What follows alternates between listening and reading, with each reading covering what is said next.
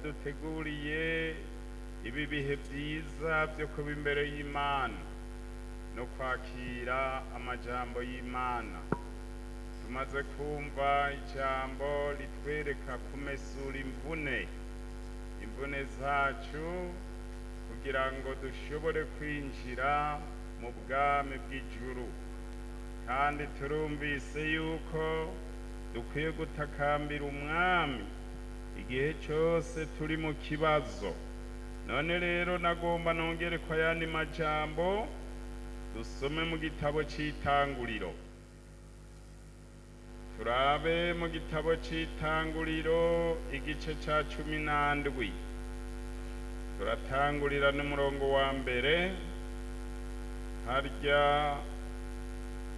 mu gitabo c'Itanguriro igice ca 17 kuva ku murongo wa mbere. Avuga ngo Imana yongera guha Aburamu isezerano imuhindura Aburahamu.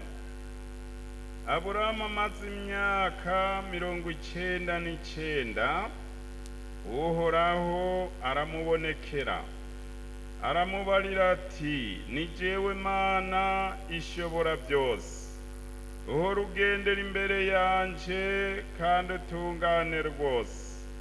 Nanje ngusezeraniye isezerano nzokugwiza cane. Aburamu arapfukama arunama.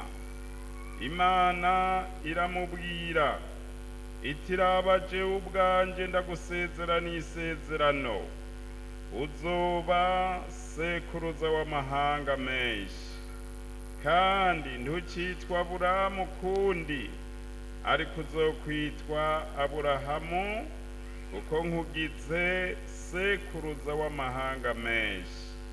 Kandi nzoguha kurondoka cane, nzotuma amahanga gukomokako n'abami bazokwandurukako. Kandi nshinze isezerano ryanje ngusezeraniye wewe n'uruvyaro rwawe ruzovuka hanyuma, uko ibihe vy'urunganwe rwabo bizogenda bikurikirana, ribe isezerano ridashira, kugira ngo nkubere Imana, wewe n'uruvyaro rwawe ruzovuka hanyuma. Yesu nashimwe. Wagomba twongere ko hariya mu gitabo cy'ivyahishuriwe Yohana igice 3 rya murongo wa 7. Vyahishuriwe Yohana igice ni ca 3 ku murongo wa 7.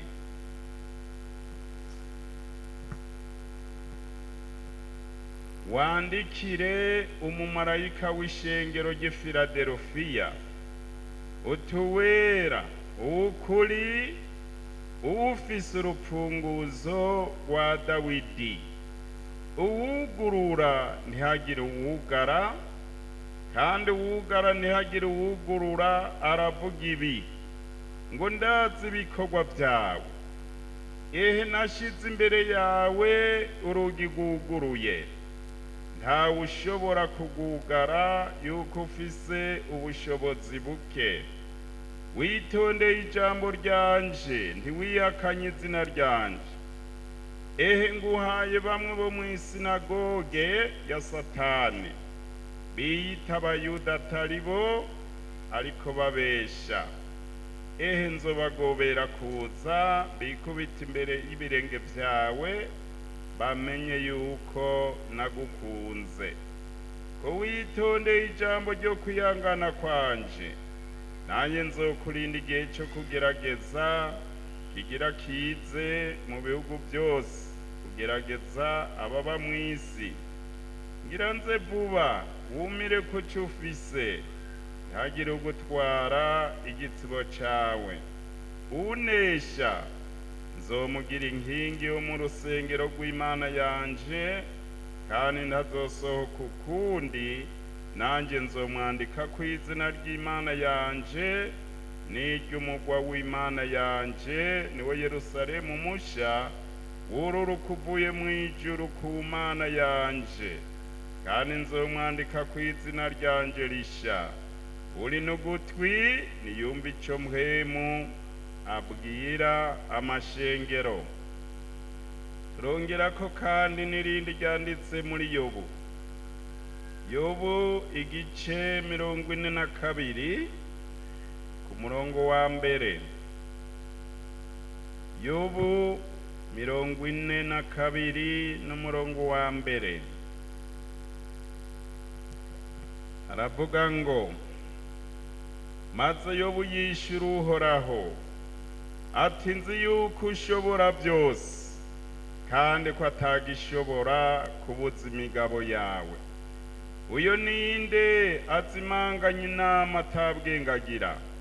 Erega nico catumye mvuga ivyo ntatahuye, nkavuga ibitangaza bindengeye ntazi. None ndakwinginze niwumve nanje mvuge, ngira nkubaze nawe umbarire. Nari narumvishije ibyawe ugutwi, ariko none ijisho ryanje rirakwiboneye. Nico kinteye kwizinukwa nkihana, nigaragura mu mukungugu no mu munyota. Imana ihabwa icubahiro. N'aya majambo y'Imana tugomba tuganire kuri iri jambo rivuga ngo Imana ishobora bingahe? Imana ishobora byose. Imana ifise ububasha bwose. Imana izi byose. Imana iba hose. Imana ishobora byose. Iri ni jambo ryabariwe Aburahamu. Aburahamu tumubona hariya mu gitabo c'Itanguriro igice ca 12 ingene yahamagawe. Aburahamu yavuye hariya uri Bukarudaya, hanyuma rero se wiwe yitwa Tera. Imana iramuhamagara iramubarira ati, yewe Aburahamu, va mu nzu ya so, uve mu gihugu canyu, uve no mu bwoko bwanyu, uze mu gihugu nzokwereka, nzoguhezagira, uruvyaro rwawe nzoruhezagira, ndaruha umugisha, kandi uzoguhezagira nzomuhezagira, uzokuvuma nzomuvuma, kandi uruvyaro rwawe rwose ruzohabwa umugisha. Imana nihabwa icubahiro. Rero harya Imana yari kirerekana ingene mu ruvyaro rwa Aburahamu ariho hazova umukiza Yesu, azocungura isi yose. Aburahamu rero acaragenda nk'uko Imana imuhamagaye, acaragenda akurikiye umuhamagaro w'Imana, aja mu gihugu Imana yamusezeraniye. Imana imuha amasezerano menshi cyane, ariko nagomba ndakubarire mwene data, hagati y'amasezerano no gushitswa kw'isezerano haraca amagerageza. Murabona Aburahamu yahamagawe afise imyaka 75. Imana iguma imuha amasezerano kandi Imana iguma igendana nawe, ariko amasezerano y'Imana arashobora guteba. Muravyumva bene data? Isezerano ry'Imana rirashobora guteba. Umwana w'umuntu bikamusaba kwihangana no kurorera. Uyu Aburahamu rero yararorereye, myaka irashika hafi 99 akirorereye isezerano. Imana yari yaramubariye yuko izomuha uruvyaro, kandi Aburahamu yahamagawe ata mwana n'umwe araronka. Na Sara yari nk'ingumba kuko nta mwana yari bwaronke, kandi no gusaza yarashaje. Hanyuma rero umwana w'umuntu rero biramugora. Sara ukwizera kurahera, aca atangura kubarira Aburahamu ati, yewe Aburahamu, yerega bimwe Imana yadusezeranira nkeka atari byo. None imyaka yose turorereye isezerano, none ibi bintu bizomera gute ko jewe no gusaza nashaje? Aburahamu birashoboka ko yoba yaramubariye ati ewe Sara ngo twihangane kuko isezerano ry'Imana rirateba.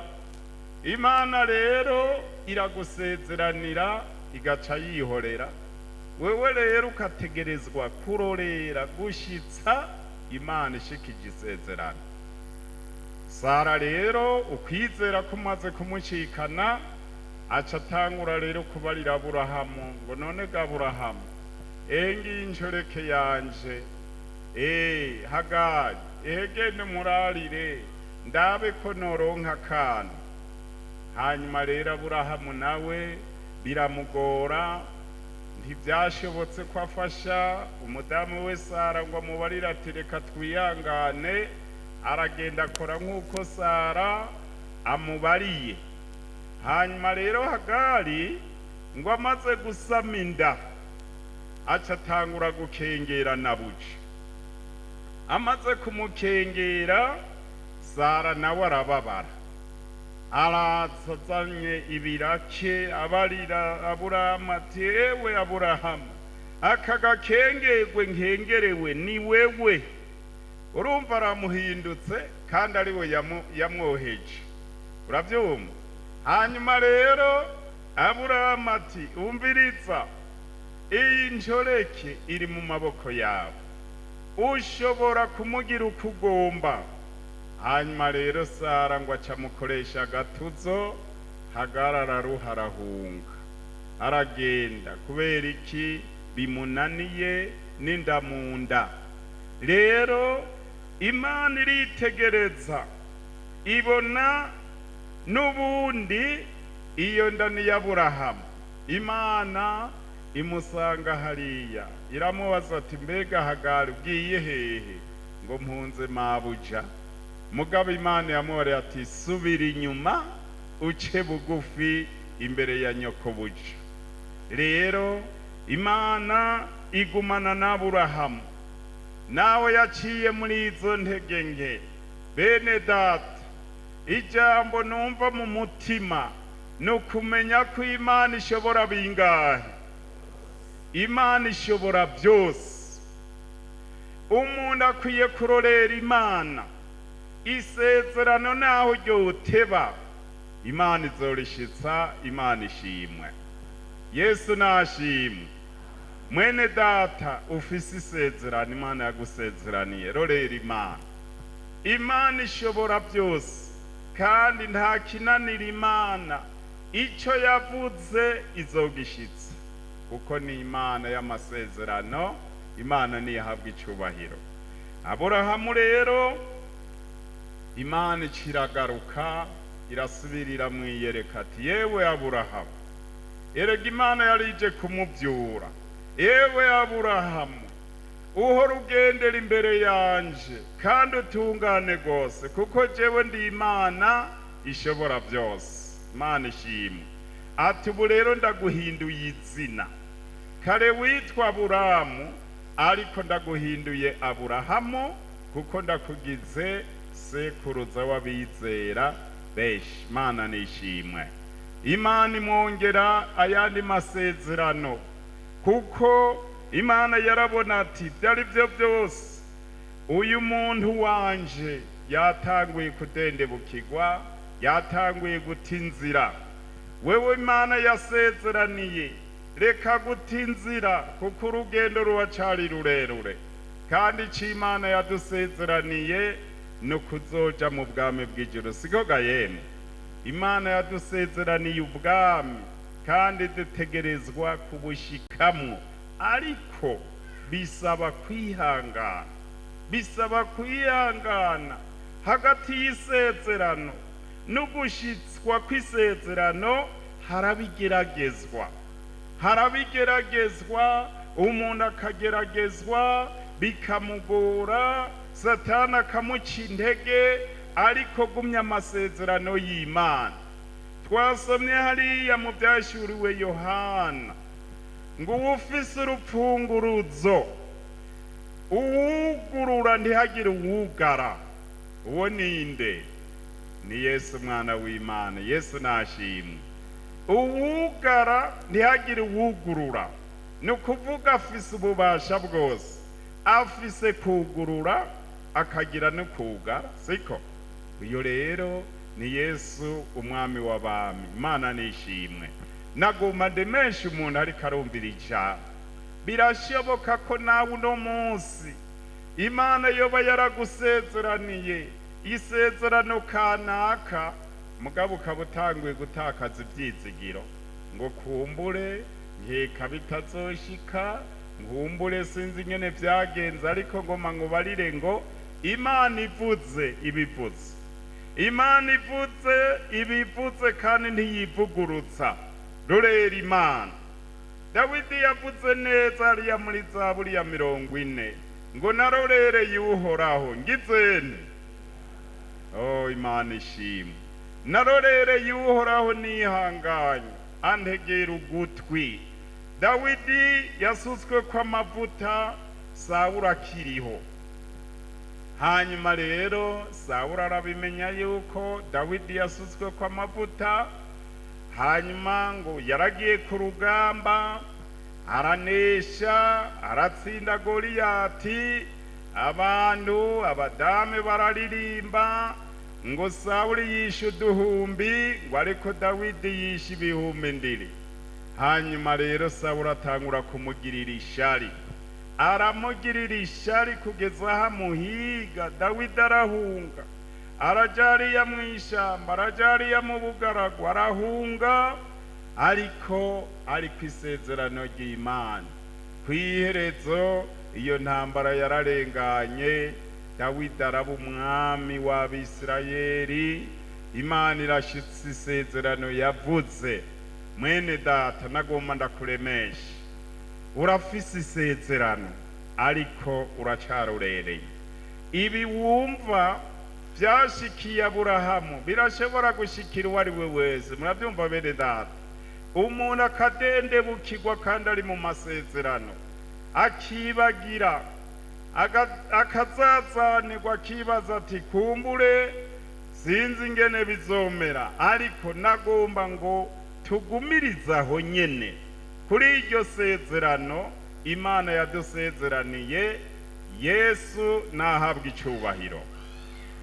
Rero turabona hariya muri Yobu. Yobu yari umugororotsi kandi Yobu yarubaha Imana. Mugabo Yobu yaraciye mu mageragezo, yaraciye mu ngorane. Yobu arabura amatungo yiwe yose, ubutunzi bwiwe burahera.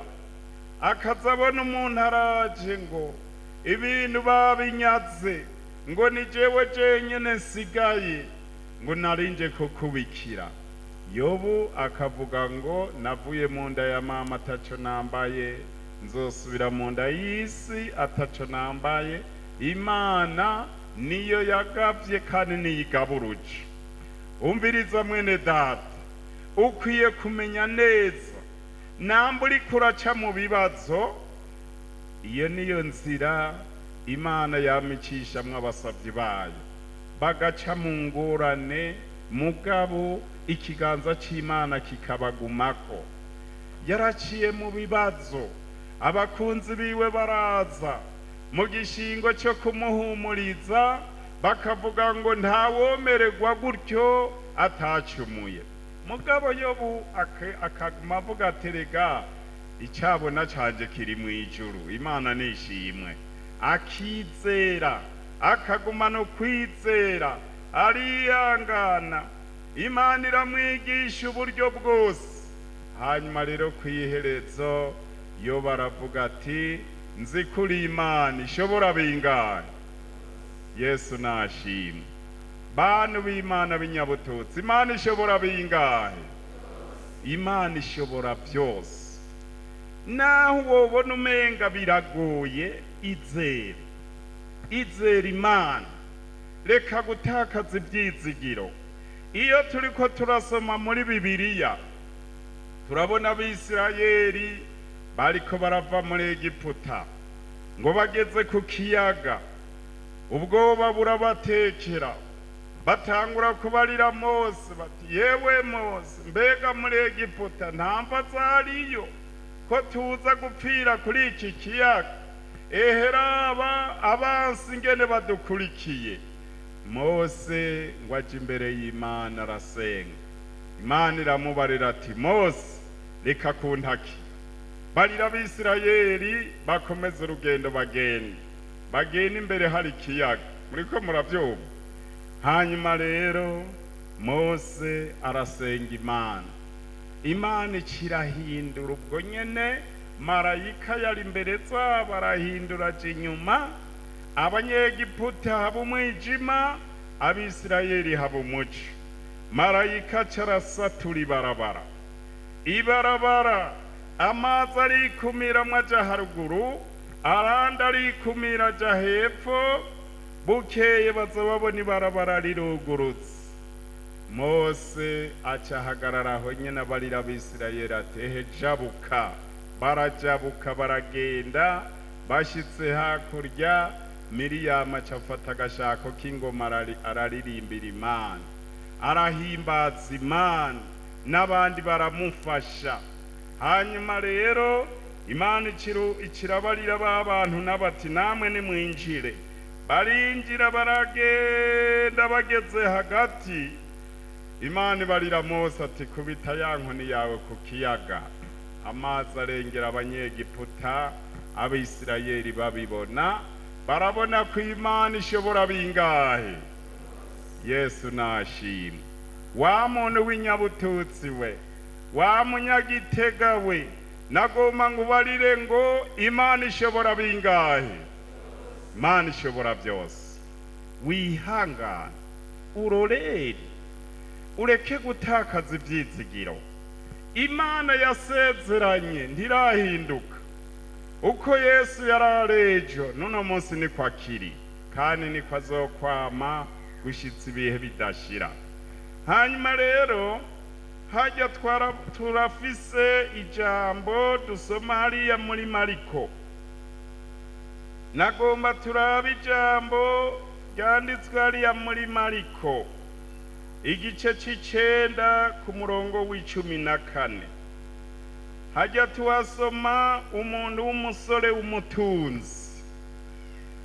Harya Mariko 9:14 nimuharabe turabe ingene Yesu yavuze ingene Imana ishobora byose. Mariko 9 ku murongo w'14. Mariko 9:14 turahabona uyu musore w'umutunzi. Hajya 9:14 tuhasome. Ku mutwe w'ijambo handitse ngo umutunzi agisohoka ngo akomeze urugendo, haza umuntu kuri we yirukanga, aramupfukamira, aramubaza ati mwigisha mwiza, nkora iki ngo nzendaga ubugingo budashira? Yesu aramubaza ati unyitira iki mwiza? Nta mwiza atari umwe, niwe Mana. Kuzi ibyagezwe ngo ntukice, ntugasambane, ntukibe, ntukagirize abandi binyoma, ntukagunge, wubahe so na nyoko. Aramubwira ati mwigisha, ibyo byose narabyitondeye mbereye mu buto bwanjye. Yesu amwitegereje aramukunda, aramubwira ati wajije kimwe, genda ushore ibyo utunze byose, ugabira boro, niwe uzogira itunga mu ijuru, utekuze unkurikire. Yumvise iryo jambo arijigwa, agenda ababaye kuko yari afise itunga ryinshi. Yesu yeraguza amaso abwira abigishwa biwe ati erega biragoye ko abavyinshi binjira mu bwami bw'Imana. abigishwa batangazwa n'amajambo yiwe. Yesu yongera kubabwira ati, bane banje, erega biragoye ko abizigiye ubutunzi binjira mu bwami bw'Imana. Icoroshe n'ingamiya guca mu zuru ry'urushinge biruta umutunzi ko yinjira mu bwami bw'Imana. Baratangara rwose bati, none rero ninde ashobora gukizwa? Yesu arabitegereza arababwira ati, kubw'abantu ntigishoboka, ariko ku Mana suko byose bishobokera nde? Imana ishimwe. Yesu nashimwe. Abatunzi. Umusore w'umutunzi araza ati, mwigisha, mbega nokora iki ngo nze ndaga ubugingo budashira? Yesu aramwishyura neza, kuko Yesu yaramubona mu mutima. Atumviriza, urazi ibyagezwe: ntukibe, ntukice, ntukagirize abandi binyoma. Rero arabimubarira byose. Aca amubarira ngo ibyo narabyitondeye kuva nkiri muto. Kuva nkiri muto namye mu nzu y'Imana. Abajya twita abasandeyi ngira ngo yari muri barya nyene. Mugabo Yesu akora ku kintu kimugoye. Ati, genda ushore ibyo ufise byose, ubigabira aboro, utekuze unkurikire. Mbega uwo musore yaciye anezerwa. Ngo yagiye ameze gute? Yagiye ababaye. Kubera iki? Akoze kuri ubwo butunzi bwiwe. Nagomba nkubarire mwene data, ntuzobabare nibakubarira bati, ehe, tanga dukora ibikorwa. Kubera iki? Erega ibi bikorwa dukorera mu isi nibyo bizoba icyubahiro cyacu mu ijuru. Umuntu azokwambikwa igitsibo kijanye n'ibyo yakoze. Uwo musore rero yumvise ko Yesu akoze ku itunga ryiwe, ngo acagenda ababaye. Yesu acarababara ati, bane banje, biragoye ko abavyishi binjira mu bwami bw'ijuru. Vyorutwa ingamiya guca mu zuru ry'urushinge biruta ko umutunzi yinjira mu bwami bw'ijuru. Hanyuma abigishwa bati, none ga yemwe, ninde yoshobora gukizwa? Uyo muntu yobishobora ninde? Yesu aravuga ati, kubw'abantu ntigishoboka, ariko ku Mana byose bigira gute? Byose birashoboka. Imana nishimwe. Byose bishobokera Imana. Imana nta na kimwe kiyinanira.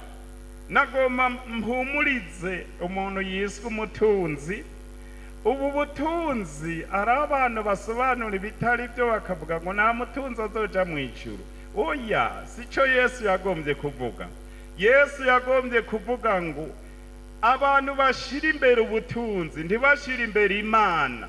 Bakishimira ubutunzi gusa, biragoye ko binjira mu ijuru.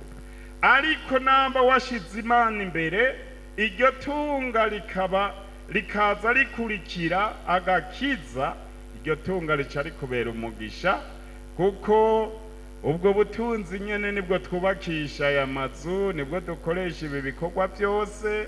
Ibyo rero birakenewe, kandi Imana yarasezeranye ngo sinzobagira ab'inyuma, nzobagira ab'imbere. Imana nishimwe. Yesu ahabwa icubahiro. None rero ni ijambo ry'Imana. Ku Mana byose birashoboka, nta na kimwe kidashobokera Imana. Wihangane ureme.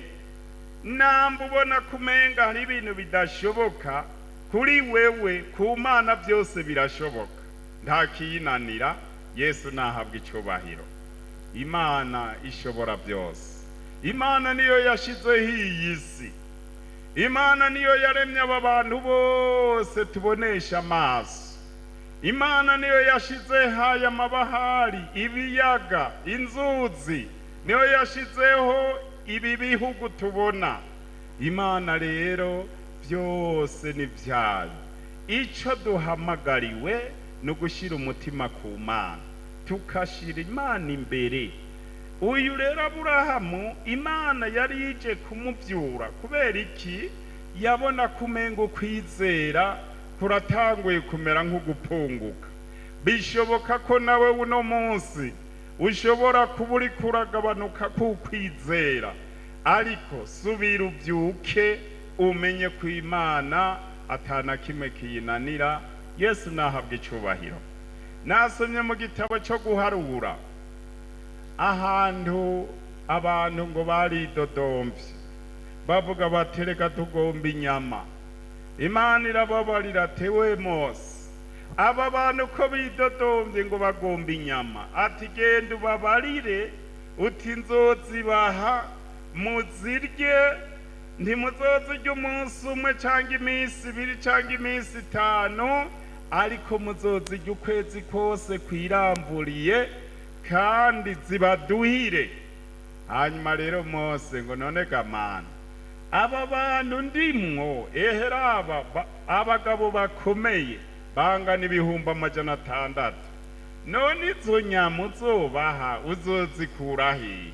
Mbega bazobagirwa amapfizi yose yo muri iki gihugu cange bazozanirwa amafi yose barye? Imana ati umviriza Mose, hinga urabe ko ijambo ryanje rishika cange ko ridashika. Yesu nashimwe. Imana ifise ububasha bungana iki rwose. Ikiragenda ifo umuyaga uragenda wegeranya inkware zose z'iburasirazuba ziraza zegera aho bari. Hanyuma rero umuntu wese agaca afata izagomba, umuntu wese agafata izagomba. Mugaba ikibazo, bamwe bidodomba ngo bakizishinze kwa amenyo bagaca bapfa. Muriko muravyumva? Si byiza kwidodomba abantu b'Imana. Bibiliya iravuga ngo ibyabaye ku Bisirayeli ngo byatubereye iki? Akarorero. Ndimuze mwidodomba, mubonye ibitevye mukabona bigoye, mwihangane. Twigishijwe ko ari ugutakambira Imana. Rero barazirya kugera aho zibaduhira. Kubera iki? Imana niyo yari izibazaniye. Imana niyahabwa icubahiro. Nasomye ahandi mu Bisirayeli higeze gutera inzara. Hanyuma rero Elisa aravuga ati umviriza, ejo kw'irembo ry'Isamariya ingero y'ifi igogoretse izogurwa shekeli imwe gusa. Umuntu yagenda yegamira umukuru nk'ujya bita shefu protokole, aravuga ngo mbega ngo naho Imana yotobora amadirisha yo mu ijuru ngo ibyo byoshoboka? Yamubariye ngo uzobirabisha amaso ntuzobijyako. Ingene rero byagenze ngo hari abanyamibembe babiri baravuga bati kuja mu gisagara ntibatwemerera, kandi kuguma ngaha nawe turiko turapfa n'inzara. Reka twirohe tugende mu Basiriya, nibatwica dupfe na kare kwa gupfa, turabe ko hari ico bodufashisha. Ngo bariko baragenda, Abasiriya bumva ibintu by'imikogote by'intambara bikomeye. Abanyamibembe murabona ingene bagenda, siko? Bihinduka mu matwi y'Abasiriya nk'ibigwanishwa bihambaye, barata baromoka barahunga. Abo banyamibembe baragenda basanga hariya mu mahema y'Abasiriya nta n'umwe ariyo, mu makambi nta n'umwe ariyo. Barafata bimwe bararya, ibindi barabika. Baravuga bati nitwabihora ntitubivuge tuzoba dukosheje, ngo tugende tuvuge inkuru nziza mu gisagara. Baca baragenda rero bahagarara ku irembo, kuko umunyamibembe ntiyari yemerewe kwinjira mu gisagara mu bandi. Bahamagara bari hajya ku irembo bati yamara rero indya ziruzuye hariya mu Basiriya. Baragenda babibarira umwami. Umwami aterega burya ni ubwenge bwa gisirikare, ataha bagombye kudufatira kuri izo ndya kugira batwice. none rero ntibyokunda ariko haba umuntu umwe w'umukonse aramuhora ati mwami ehe turungike batanu bagende babirabe abo nibapfa kizoba ari igihugu cyose naho nibakira tuzoba dukize twese baca baragenda barazenguka basanga mu makambi hose nta kintu na kimwe kiriho indya zirandagaye hanyuma rero baca baraza batizana abantu baze bavyikorere baca barabizana babishikanye ngaho mu gisagara batigira umurongo rero tugomba tubagaburira indya wa muntu yavuga ngo mbega na Imana yotobora amadirisha mw'ijuru ngo ivyo vyoshoboka Elisa akamubarira ngo uzobirabisha amaso ntuzobiryako abantu baciye bamukubita umugere acagwa hasi babiriye yapfuye kubera iki nta kwizera yari afise twizera ko Imana ishobora bingahe Yesu nashimwe ni bangahe bizera ko Imana ishobora byose Imana ibahetsagira turafise Imana dufise Imana ishobora byose naho hoba hariho ibibazo twihangana siko naho hoba hari bikomeye bigorana haba mu miryango haba mu mashengero haba mu gihugu turafise Imana ntabwo badufise Yesu nashimwe turafise Imana bwoko bw'Imana Imana yacu iri kumwe natwe Imana yacu iri kumwe natwe aha tukiri ngaha mu isi ibitugora ntibibura mugabo naho byomera gutyo Imana iraho nyene siko Yesu nashimwe none mubonye ibicu bifuranganye nk'uku none izuba ryavuyeho ibicu nabyo furangana uku izuba riba ririho ibyo birarengana izuba rikaka siko Yesu nashimwe nagomba ndababarire ngo ntageragezwa ritagira iherezo wihangane ndageragezwa ritagira iherezo uko bimera kose kubw'Imana yacu Imana byose izovyeyura birengane hanyuma tubona Imana siko gayene Yesu nashimwe ndumvira ijambo ndumva kuremesha umuntu wese amenye ko Imana yacu ishobora byose uko byogenda kose uko byomera kose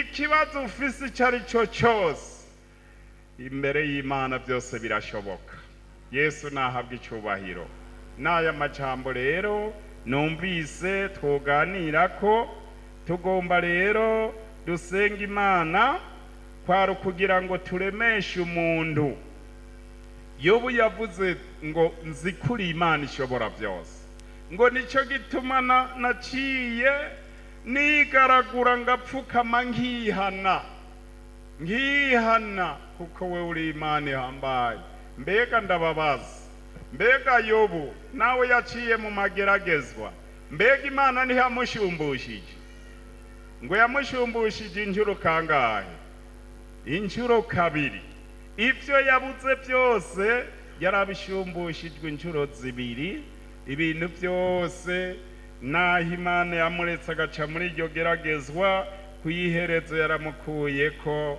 iryo geragezwa rirarengana Imana iramushumbusha iyo Mana rero niyo Mana yacu no munsi ngomba mpumurize umuntu wese ari hano ngomba mpumurize umuntu wese afise ikibazo iyi Mana ishobora byose nturabe ngo bigeze kure uko bigenda kose Imana irabizi Yesu nashimwe none rero tugomba dusenge tuje imbere y'Imana dusenge umuntu yoba afise ikibazo abona ati kikirandemereye ndabona nciye hirya no hino simboni inyishu yacu uno munsi ukizanire Yesu kuko Yesu ashobora byose kandi nta kimunanira twagomba tubaze dutanga ikibazo.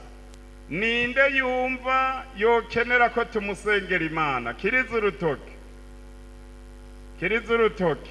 Haguruka muze hano. Abakozi b'Imana biteguye udutera iteka, udutera intego, ukaturemesha muri byose.